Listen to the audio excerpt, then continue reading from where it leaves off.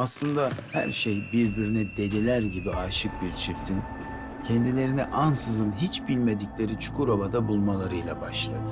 Belki de her şeye rağmen inadına yaşanacak bu aşkın asıl sınavı Çukurova'nın en köklü ailesi Yamanlarla tanıştıklarında yaşanacaktı.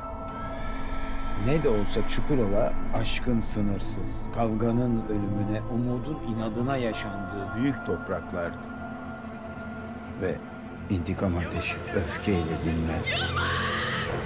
Aşk ve hırs bir araya geldiği zaman kine dönüşür ve ortalığı ateşe verirdi. Bunlar beni ölüme gönderdi. Benim kalemimi kırdı. Karımı aldım. Ana oğul ikisinin de canını bin kere alsam benim için soğumaz.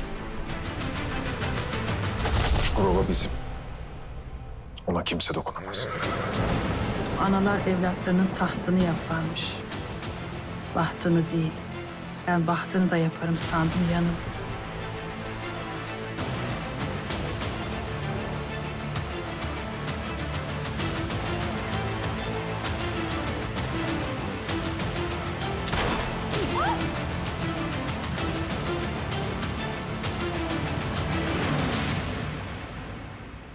Bu topraklar yıllar boyunca kavganın en şiddetlisini, umudun en inatçısını, intikamın en gerçeğini ve aşkların en güzelini gördü.